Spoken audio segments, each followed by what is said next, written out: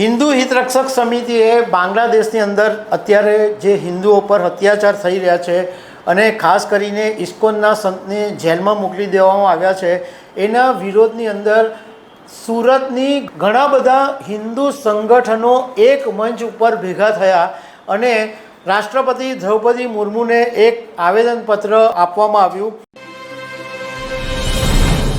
નમસ્કાર। બાંગ્લાદેશની અંદર હિન્દુઓ પર જે અત્યાચાર થઈ રહ્યા છે અને ઇસ્કોનના જે સંતની ધરપકડ કરવામાં આવી છે એને કારણે સુરતની અંદર હિન્દુ હિતરક્ષક સમિતિએ રાષ્ટ્રપતિ દ્રૌપદી મુર્મુને એક પત્ર લખ્યો છે આવેદન સ્વરૂપે।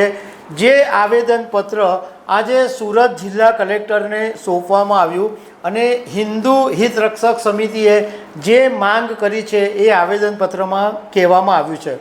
તો આના વિશે હું તમારી સાથે વાત કરીશ। મારું નામ રાજેશ શાહ છે અને તમે જોઈ રહ્યા છો ગુજરાતના સૌથી મોટા ડિજિટલ ન્યૂઝ પ્લેટફોર્મ ખબર છે .com ને।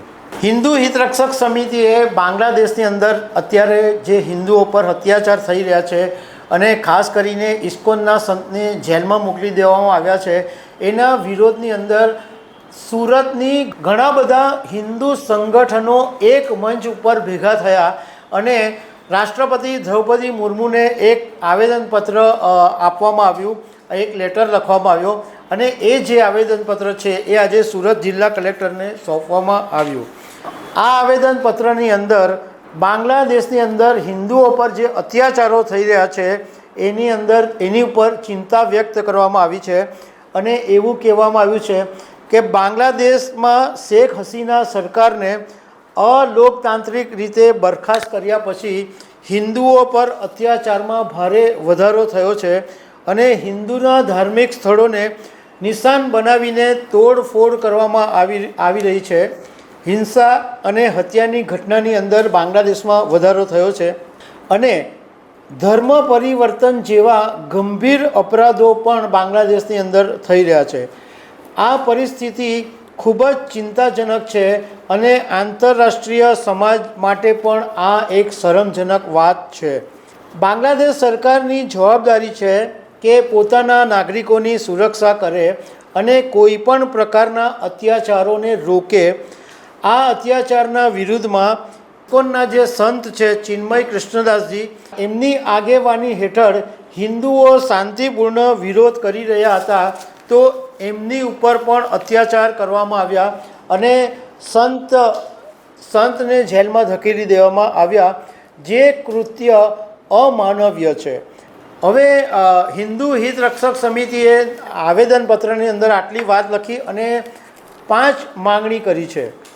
આવેદનપત્રની અંદર કહેવામાં આવ્યું કે સૌથી પહેલાં સંત કૃષ્ણદાસજીને તાત્કાલિક મુક્ત કરવાનો પ્રયાસ કરવામાં આવે, બાંગ્લાદેશના હિન્દુઓ પર થતા અત્યાચારોને તાત્કાલિક બંધ કરાવવામાં આવે, પીડિતોને ન્યાય અપાવવા અને ગુનેગારો સામે કડક કાર્યવાહી કરવામાં આવે, ધાર્મિક સ્થળોની સુરક્ષા વધારવામાં આવે અને કાયદો અને વ્યવસ્થાની સુધારવા પર ભાર મૂકવામાં આવે।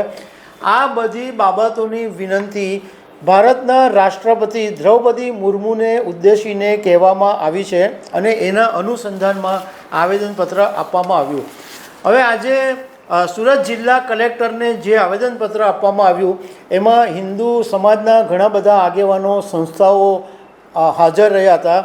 એની અંદર હિન્દુ સમાજના આગેવાન અને વિશ્વ હિન્દુ પરિષદના દક્ષિણ ગુજરાતના પ્રાંતના પૂર્વ સહમંત્રી ઉત્કર્ષભાઈ પટેલ હાજર હતા, નંદકિશોરભાઈ હાજર હતા, પૂર્વ મેયર હેમાલીબેન બોઘાવાલા હાજર હતા, સંત મહારાજોની વાત કરીએ તો અમરીશાનંદજી હાજર હતા, પાલના બટુકગીરી હાજર હતા, ઇસ્કોન મંદિરના મહંત હાજર હતા, અભય મહારાજ જે કથાકાર છે તેઓ હાજર હતા।